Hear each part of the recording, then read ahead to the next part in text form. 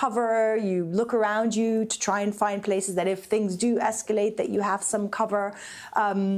The challenges here are that, you do often get actively targeted, particularly if the Israeli forces, either don't want the press there, so they will disperse them using tear gas or stun grenades, or these, we've been shot at directly in the past with these sponge bullets, they call them, but they can really maim and cause serious injury.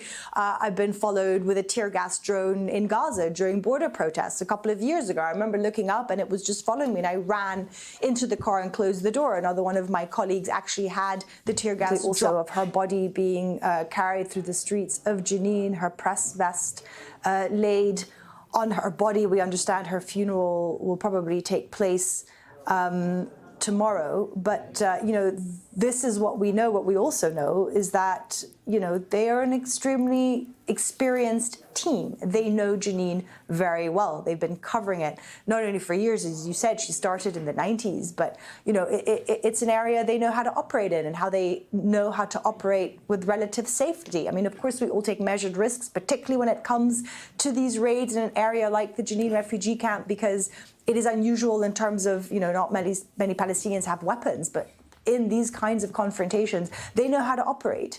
And it was in the early morning, so it's just very much baffling still, I think, for everyone here.